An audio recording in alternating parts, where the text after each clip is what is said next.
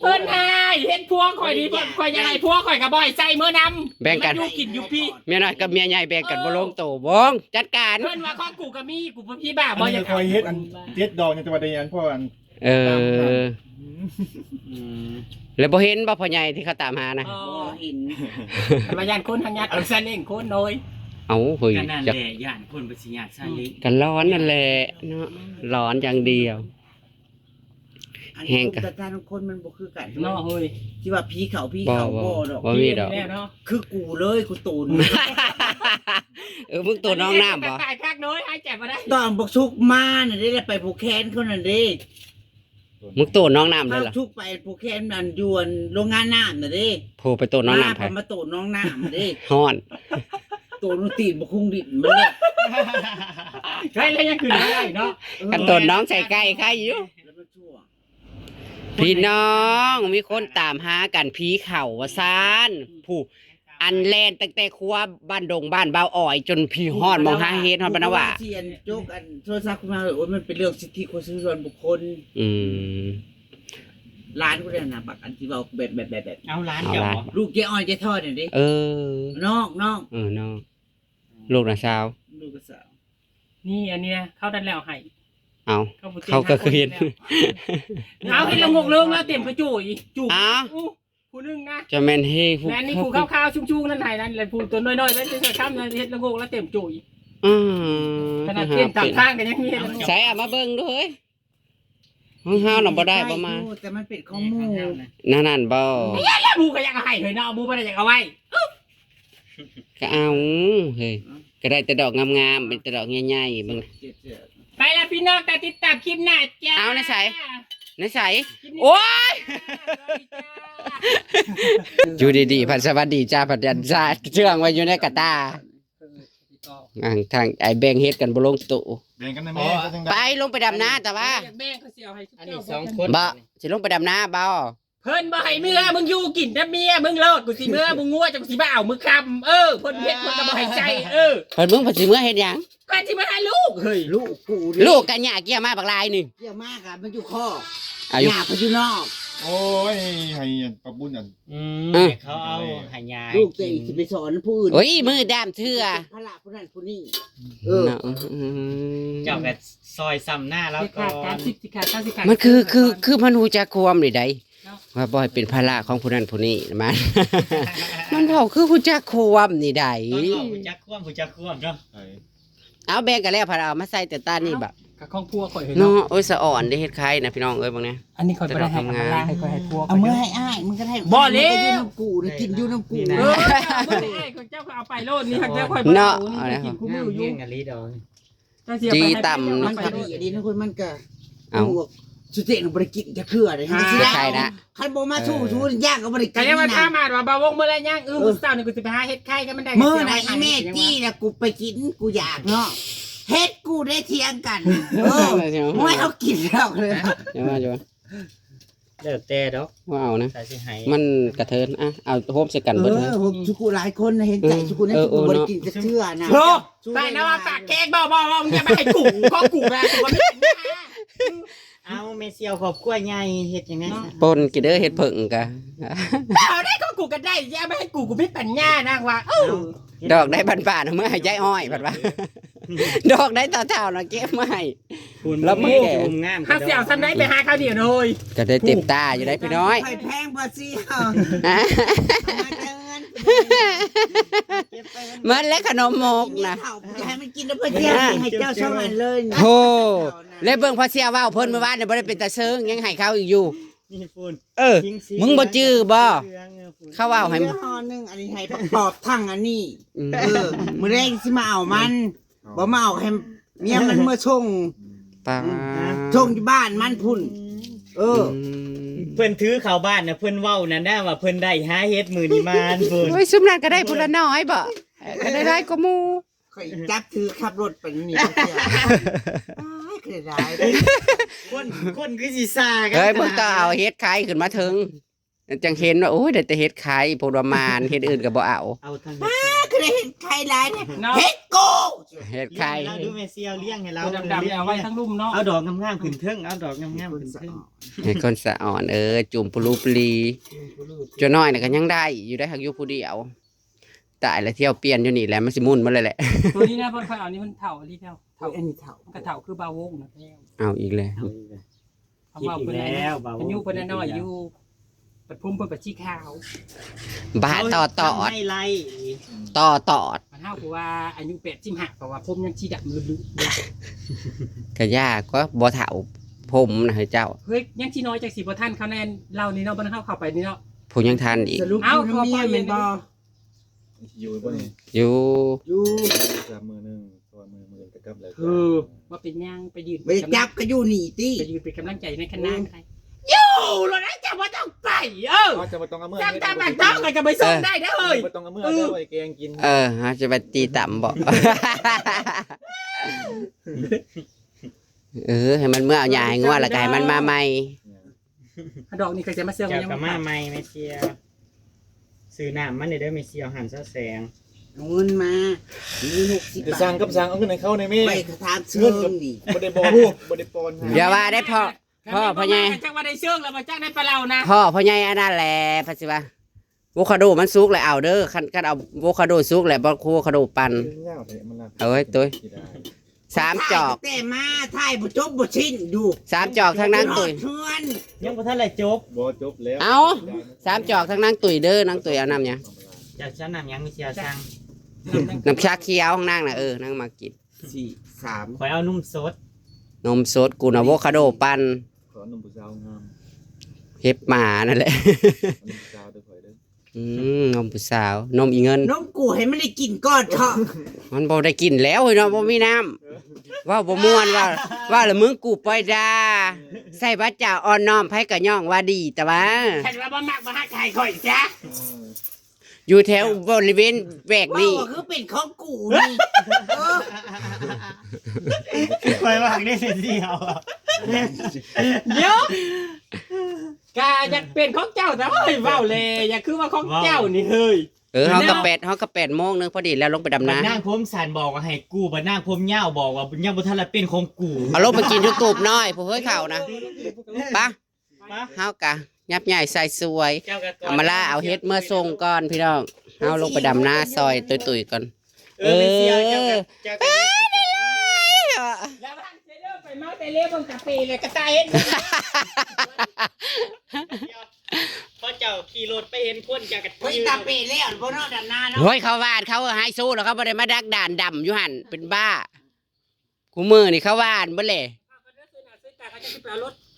รูปเอาโลด รถอยู่เทิงคุณบ เอ อก อตะกี้น่ะเหยียบมาแล้วกระแจเข้าลงกัน ตั้งทาก่อนซะ นางคานี่แล้วใจเย็น วันนี้เพิ่นสิมาดำนา ๆ เช้ามื้อนี้ เฮ้ยขาวสิมาดำหน้าซอยก็ได้ใจเย็นๆเฮ้ย บ่ได้ว่าเด้อ คือสิแล้วไว้แล้วผู้ไอ้ป้องห้องประตูห้องน้ำกับบ่ปิดบ่ได้ผู้โพดโพคนโซคนน่ะอีกแล้วไปเบิ่งแหน่ โอ้ยให้เรามีแม่ เก่งในกับบนหอด ป้าดนั่นละกายไปไกลมากกางเกงในผู้หญิงยังสูงคือหัวคือนั่น ไม่เอาลืมเขาเป็นไง ไปกินในไส้ อย่าว่าเด้อสิไปรักกับตรงน้อยก็ได้มาจะไปดี ไม่ขอที่กู สุดแหน่เราก็สิมือ กินในไส้เท่บ่ กางเกงในใส่แท้ได้นะบ่แม่นแล้วรักกางเกงในผู้ชายเราเปลี่ยนไว้ผู้ชายมานอนน้ำลาวล่ะ บ่เป็นครอบครัวเราบ่จ้า แม่ก็โง่เอาไปนี่มาดำหน้าคุณสิมาไว้ กางเกงในใส่แท้ปวดหัวกางเกงในเมียโอ้ยปวดก็ได้อีเพียป้องมึงอย่ามักออกหัวเบิ่งฮ้อนหนเอาพงเพิ่นสิอยู่ซอยดำน้าแม่นางตรุยๆสิกันพี่น้องเอ้ยลงไปกันเฮ็ดเวียกเมื่อยคือเก่า เป็นยังสิ ยังอาบน้ำอยู่ ย่านเขามินบ่ โอ้ยจะนั่นไปกองก้นใกล้ผู้บ้าไปเขาจะเม็ดแต่ว่า มึงแน่คนขี้แห่นั่น โอ้ยอย่าว่าไงใครว่าอะไรมันขึ้นนี่ไปคือเซิร์ฟ ล้างสักขนาดนั้นเลย หล่นเมื่อยเด็ด หาละล้างอ่ะมันสะอาด คุณนะเฮ้ยได้จ้ะ ถ้าเอามาแลกสิว่าไปนั่งจิ้มเม็ดแล้วจะไปกูเม็ดนี้ แจ็คแตบมือขึ้นนี่นะ อีดีโพดเมื่อคืนนี่ก็แม่กูถือเลขม่วนหักบ่พอร้อยถือ4 เทื่อจังพอร้อยมึงเบิ่งถือเลขน่ะจังได้5 โมงฮอด7 โมงคือเฮ็ดเอานี่เลขนาคน่ะก็ออก3 เทื่อมึงเบิ่งแหน่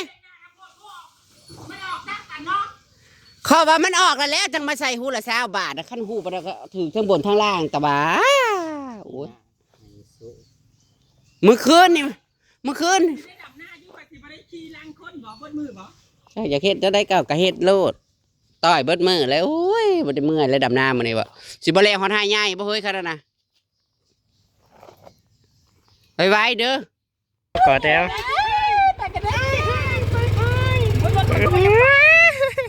ไป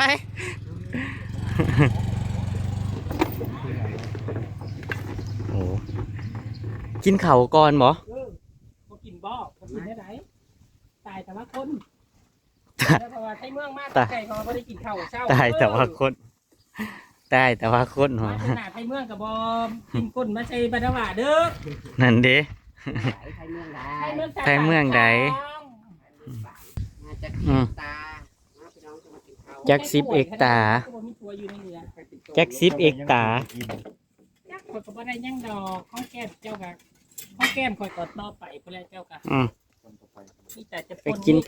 แต่จะปน ปนหยัง ปนไฟจะกินไหม ปนอะไร แม่ให้เจ้ากิน ปน สิขามาให้เจ้ากิน มากินอยู่แก่กิน หน้าเปื่อยแล้วเด้อ มาพี่น้องมาซ้ำหน้านางพี่น้อง แต่ก็บ่ซ้ำดอกมืออื่นพุ่นแหละน่าสิมืออื่นแล้วพี่น้องมืออื่นนั่งแล้ว กระซุกแล้วก็จะกินไข่ดิบ จักแล้วค่ะ มื้อวานนี้เฮาบ่ได้มาพี่น้องมื้อวานเฮาบ่ได้มาซอยนางเด้มื้อนี้เฮาสิมาพี่น้อง เดี๋ยวถ้วยก็เด้อ แล้วก็มีบ่าววงแล้วก็เสียมาลาเพิ่นสิตามมาอยู่มั้งพี่น้องวันนี้เนาะให้หน้านางก็เหลือแต่ให้ใหญ่แล้วก็ตะกะ3-4 ตาพี่น้องตะกะ3-4 ตา ไม่ได้แน่นะเด็ดๆไม่น่าบ่เด็ดกูรอหากันอยู่เงาๆ ให้กบหลายได้นี่ ให้นี่นั่นกบหลายๆเพิ่นซองผัวเมีย เงินลงมา ปาดเราขายหมักลำไยถุงละ20 บาท20 บาท ให้กันเยอะบ่ เวลาแบบนี้ พ่อใหญ่พ่อใหญ่พ่อใหญ่เราบ่ได้ยิน น้ำเลยขึ้นอยู่กับขึ้นเลยพวกพวกเราข้างบนข้างล่าง เพิ่นว่า20 บาท โมง50 บาทแหละเช้าคุณเช้ากันไว้ บ่าววง คือไก่ตัวนี้ ถามเราดูนั่น กินข้าวตา เอาเลยเอาเลย กินข้าว เฮ้ยแต่ว่าใหญ่เลย เอาซองพง ซองยุกกระดูกก็ได้ ซองพงเพื่อร้านนั่นแหละ กระดูกแม่จอย เอาเผื่อร้านน้ ยุ่งใหญ่ ำแข็งแห้งอะลีพ่อใหญ่ ตากินข้าวแล้วมา มากินน้ำลูกน้ำลาย แข็งแห้งอะลีพี่น้องล้างแล้วบ่ได้กล่องบ่ได้อีนันใดมาไม่ห้ำโยดมากินข้าว เรากินข้าวแล้ว พี่ ได้เจ้าแบ่งกับอันไหนกินเด้อ แบ่งกับหนาโลงเด้อกินกับหนาโลงเด้อ ตาซิมดูตา ให้ตาซิมแหน่ปอกให้ตาแหน่ กระดูกหลอดอันนี้ได้มันก็ใหญ่นะ บ่ยุ่งลายอยู่ยุ่งหวานอุ้ยหวาน หวานบ่กินกับข้าวกินหมักลำไยกับข้าว ซุปปลาใหญ่กินเนี่ยบ่ เห็ดคือคน ตาเป็นหวานอยู่แล้ว ยับข้าวบาวงมากินข้าวนี้ ไปพี่น้องครับแล้วเหรอจ๊ะลงไปดำนา มื้อนี้มีผู้บ่าวมาทำไก่จ้ามาดำนาซอยจ้า ลงแล้วเนาะ มันจะแทบปักตองคือสิบ่เมื่อยบ่ม้อยมื้อนี้นะ เว้าพ่อใหญ่เว้าว่าผู้บ่าวพ่อใหญ่ก็ยิ้มพ่อใหญ่เราแนมอยู่แล้วยิ้มอยู่ เอา เราให้เอามีสิว่าผู้บ่าว มีได้ครัวกันอยู่มาดำนาซอย เอากินมาวงไว้ไหมน้ำปลาที่ดำนา พ่อใหญ่จนลูบหัวเฮ้ยกูเบิดคำสิเว้าพ่อใหญ่ว่า สับเพิ่มมา เอากิน ไข่อยู่นี่ ให้เรากินโลด ไข่โดน กินโลด ไข่ล้านบ่จ้า กินข้าว ไ ข่ร้านไส้บ่จักแม่เสียว เฮ้ยเอาเข่าได้นี่นะ เอาเขานั่นแหละบอสอ มัน ด ก็ปิ้นให้มันจะเป็นมาคอย ให้มันเอาลงในห้องน่ะแม่อันนั้นน่ะกับปลามันน่ะ มีเอาออกไหมมันบ่ถือ นี่ เออ ก็โคกพุ่นยังทันได้หรอบ่ ยัง กล้าไอ้หวัดบ่นี่นะกล้าเป็นคนมีมาซ่าใส่ตลกบ่นี่ตลก ยัง ซี ตัว ก็ ละ ต้อง กะ กล้ากล้าเข้าไปลกมันก็ไว้ไม้ว่ะ กินข้าวกับป่น กินพ่อนบ่ต้องกินแม่น ป่นหยัง ตอนเช้า คนปลาทูคือสิแม่นกันมาลำไย เจ้าของร้านเหรอเนาะโอ้ยยังนี่ กระแทงเนาะเอาไปเที่ยวบ่มีค่ากล้องเนาะ บ่จบ อืม แล้ว กินรส ไปตอนเช้าแล้วค่ะจังยาว เขาเล่นดำน้ำบ่ ก็หยุบแหละช่วยอย่าปูไว้แล้วเชอะ เอาแก่กราบไปหน้าโคกเราอืม อย่าไปชงไว้เนื้อเหินกูให้แล้วกูขาดไว้เลยแหละเอ้ามันคือคนงะยุบไม่ได้ ป้าบัดนี้ ไก่ยุบ ลงดำหน้าบัดนี้พี่น้อง ใส่ยุบไม่ได้ ตามคลิปหนาเลยพี่น้องเด้อ ไก่ ไปละพี่น้องสวัสดีครับผม ยุบได้ก็ออกมาเอ็ดกระต่ายมันจะเป็นยังไงผิดได้ ไปพุ่นแล้วพี่น้องพุ่นแล้วอยู่พุ่นแล้วพุ่น อ่ะลูกอ่ะ อยู่ลุมผู้อยู่หมองธาตุผู้พี่น้อง แล้วก็ดำอยู่พุ่นแล้วก็กลับขึ้นมาพี่ละพี่น้องตะกากับให้ใหญ่แล้วก็แล้วพี่น้องบัดนี้